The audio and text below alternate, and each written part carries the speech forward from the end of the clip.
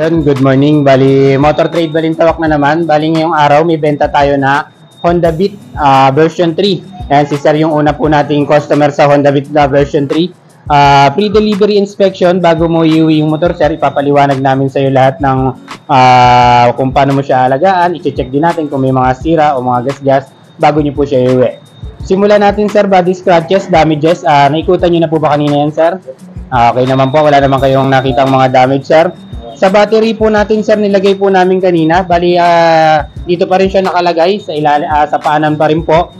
Para po ma-check natin kung okay po yung battery na nilagay po namin. Bali, wala po siya kasing voltmeter. Bali, testingin na lang po natin sa busina, Sir. Yan, ibig sabihin, malakas po yung busina. Ibig sabihin po nun, okay po yung battery na nilagay po namin. Bali, pag naman po nalobat naman yung battery niyan, Sir, may kickstart pa naman din po tayo. May pang tayo.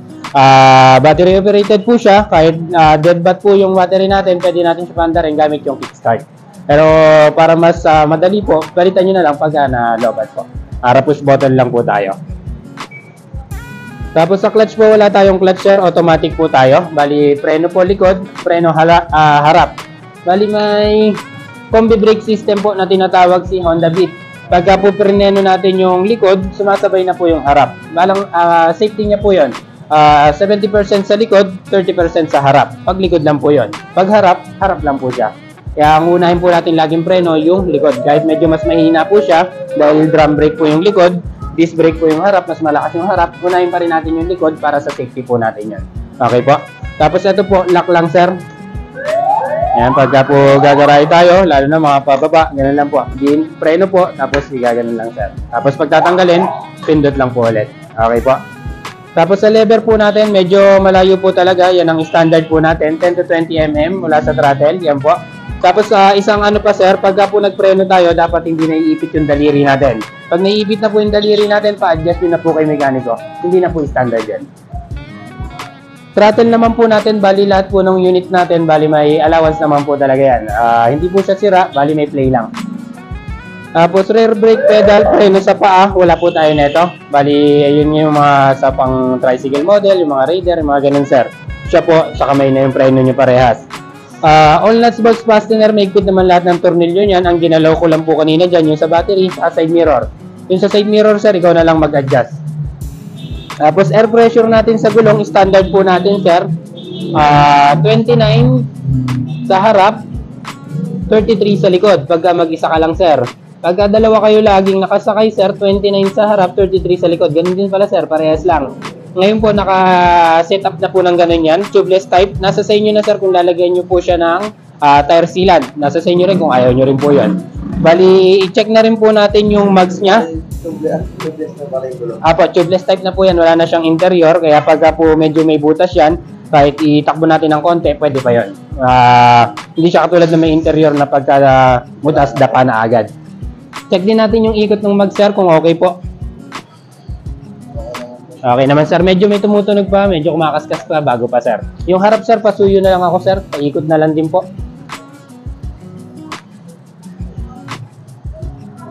Okay naman po. Tapos, ayun, Sir, yung mags natin, yan na rin na bago sa version 3. Parang sa 125 na rin po na click. Yung dati kasi hindi ganyan yung design yan. Tapos isa pang nabago yung mukha niya, medyo lumaki na. Tapos yung sa tapakan din, Sir, lumaki na rin po. Medyo malapad na po siya. Hindi katulad dati na medyo masikip si Honda Beat. Ngayon medyo pinalapad po nila yung design ng Honda Beat. Tapos nagdagdag pa po sa specs niya, Sir, sa mga binago nila sa version 3. Pinalaki na rin nila yung gas tank, yung capacity, 4.2 liters na po. Medyo marami-rami na tayong malalagay. Tipid na sa gas, medyo malaki pa yung tangke niya. Medyo malayo talaga yung mararating natin, Sir. Bago kayo, pagka nagpa-full tank kayo, mamimiss nyo na lang yung gasoline station.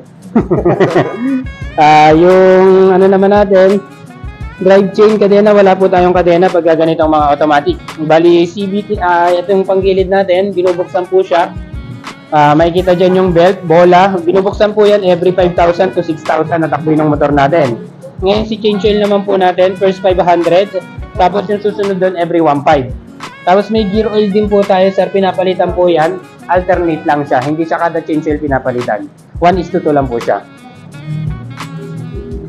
Yung pagbukas ng motor natin, sir, sa umaga, kick po ang advice namin para hindi rin mag-stack up. FI naman na po siya. Okay naman na push button, pero mas maganda pa rin. Nagagamit pa rin po yung kickstart. Ayan, sir, testingin natin. One kick lang naman po siya. Okay naman. Yung push button po, testingin din natin. Tapos bago kayo magpa-andar, sir, nakikita nyo parang naglo-loading pa. Umangat pa yung pagbaba, tsaka kayo magpa-andar. Preno, sir, push button. Ayan. Yung kabila po, testingin din natin yung preno dito. Tapos push button, sir. Yun. Tapos ayan, nabago na rin yung kulay nung natin, sir. Dating kulay dilaw yan, ayan, kulay blue na. Medyo elegante na siyang tignan ngayon. Tapos ayun, may nadagdag na rin po dito sa natin, yung pindutan sa upuan. Parang Honda Click na rin po yung niya, style niya. Ayan. Tayo tatapat po natin sa seat. Tapos, tsaka po kayo pipindot dyan. Ayan, pambukas ng upuan. Parang ginaya niya na po sa Honda Click, sa Click 125. Tapos, ayan po, medyo hindi po kasya helmet. Talagang mga lang din po ang ilalagay natin. Maliliit na gamit lang po. Handle lock po natin. Kaliwa kanan pa rin po siya. Ayan, kaliwa.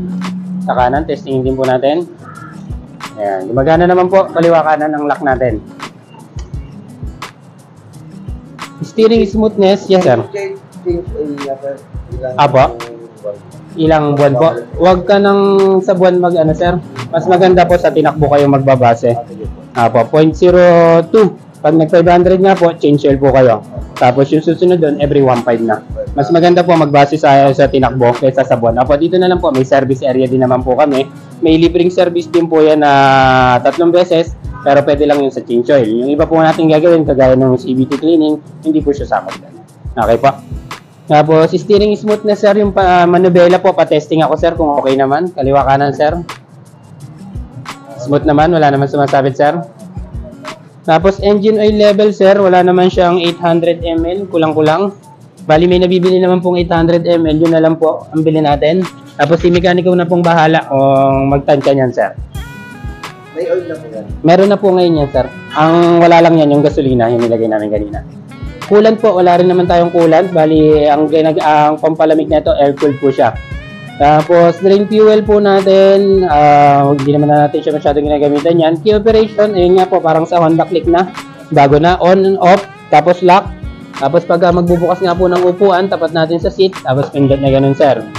Tapos, pagka po nilock natin to, sir, pwede nyo siyang isara pa rin yung shutter. Ayan. As ang pangbukas natin sa shutter, ito pong magnet niya sa likod. Yun. Tapos nakalock pa rin po yan. Din po pataas. Unlock po natin. Tapos sir, pagka po nakatapat to sa off, dun lang natin mahugot yung susi, tsaka sa lock. Pagka nakatapat po yan sa seat, hindi natin mahugot, tsaka sa on, hindi rin po mahugot yan. Para iwas laglag po yan. Tapos ito na rin, may nadagdag na rin po sa kanya na power outlet. Bali, bili na lang po kayo kung ano pong sa charger, yun po. Bili na lang kayo para matesting nyo rin po yan. Ayun yung isa pang nadagdag kay Honda Beat ngayon na version 3. Tapos, yung tunog niya, sir, pa-check ako kung normal naman. Sa umpisa, medyo mataas yung minor, tapos kung sa bababa, automatic choke po kasi siya. Tapos, ayun, talagang scooter, hindi mawawala yung dragging. Talagang medyo may, siya, vibration talaga. Lahat ng ilaw, sir, testingin po natin. Signal light. Ayan. Kaliwa, kanan, sir. Okay po, gumagana. Headlight natin. High beam, low beam. High beam po. Ayan, pag merong Tapos automatic na po yung headlight natin. Wala nang patayan yan, sir. Tapos, dito po sa likod, sir. Pa-check din ako, sir. Brake light. Ayan, sa kanan. Ito sa kaliwa, sir. Tapos, signal light po. Kaliwa. Kanan. Okay po. Tapos, side stand switch. Meron pa rin po siya. Pag sinide stand natin, mamamatay. Hindi natin siya mapapaandar hanggang naka-side stand. Tapos tanggalin po natin, saka pa lang natin siya mapapaandar po ulit. Ayan. Tapos, shifting po ng gear, wala naman tayo nito, automatic po tayo. Bali, throttle, preno. Yun lang naman po yung natin. Sa preno, alalay lang po tayo lagi, basta mga automatic na ganyang unit. Ay, tawag yung preno. Combi brake po. Pagka po preneno natin yung likod, sumasabay na yung harap po. Safety niya po yun. Tapos, pag preno po, ayun, allowance na lang tayo sa sinusundan para iwas disgrasya rin po tayo. Toolset po natin, nakasama. Medyo nadagdagan na, hindi lang siya yung screw. Tsaka yung pantanggal ng spark plug. Meron na rin siyang kasama ngayon na ganito, mga open range na 12, 8 Gs. Ayan. Tapos ito yung warranty queue po natin. Pagka po magpapaservice kayo, dali nyo lang po ito kasama yung mga bibigay namin mamaya na papel. Tapos kung may nakaligtaan po tayo dito sa pagpapaliwanag, lahat naman po, nandyan naman po yan. Kaya basa-basahin na lang din nyo po yan, dagdag kaalaman din po sa unit po ninyo. Okay po? Tapos nandito po yung frame number niya, sir, o chassis number. Tapos yung engine niya po nandito, sa baba po. Mamaya po bago natin ilabas yung motor, i-check po natin kung tama po versus dun sa papel na ibibigay namin. Para sure po tayo na bago tayo umalis, tama po yung nabigay namin na motor po sa inyo. Owner's manual, yun nga po nasa loob. Side mirror, ikaw nang mag-adjust mamaya, sir. Ang tamang ano niyan, sir, kita yung balikat. Others po, dalawang susi na po ibibigay namin. Wala na po kaming kopya, kahit tulugan yan, sir. Bibigay na po namin yung dalawang original na susi. Kaya pag nawala po yan, kayo na po yung magpapagawa. Okay po? Ang gawin nyo, sir, tabi nyo yung isa. Pag nawala isa, sir, magpa-duplicate na po kayo agad. Okay po? Proper operation of control, sir. Sa umaga po, kickstart nga po muna tayo para hindi rin mag-stack up. Tapos, warranty natin, ang sakop ng warranty po natin, makina wirings. Tapos, ito po, pag nag-blackout yung sa ano natin, yung sa digital panel natin, pwede natin yung pa-warranty yan, basta wala po kayong ginagalaw sa makina wirings. Okay po? Pwede naman kayong gumalaw dyan, sir, kung gusto nyo maglagay ng box, mga sticker, okay lang po yan. Pero kung gagalaw po tayo sa mga panggilid, mag-upgrade, bawal po muna. Pipe po, magpapalit kayo, tambutso, bawal din po muna yon. Anything po na magkakat tayo sa wirings, dagdag ilaw, palit kusina, bawal po yan. 1 year warranty po tayo o 12,000 km ng unit. Okay po, kung ano po yung mauna doon. May question pa po ba tayo, sir, sa unit? Halimbawa sa warranty, Apo. may ano po siya? May yung service niya. Yung warranty po natin, yung service ng mekaniko namin, libre po yun. Basta maano po natin na talagang factory defect po siya. Tapos sa warranty po natin, wala po kaming replace ng motor. Wala kaming ganon. Kung ano lang po yung pinakasira, yun lang po ipapalitan. Okay po? Kaya ngayon po, chinek po natin, okay po siya. Pero kung talagang may defecto naman po sa makina yan, kasi hindi naman natin talaga mache-check yan, pwede nyo ibalik sa amin dito. Kung merong kung may unusual na tunog, pwede nyo pa-check natin sa mekaniko. Okay po, may question pa po ba tayo, sir, sa unit? Wala naman na po. Okay naman po. Sa version 3, ayan, yung sticker ang nabago. Tapos yun nga, parang pinalapad nila dito. Yun ang mas maganda ngayon. Tapos, yung ilaw pala niya, nabago na rin. LED light na rin.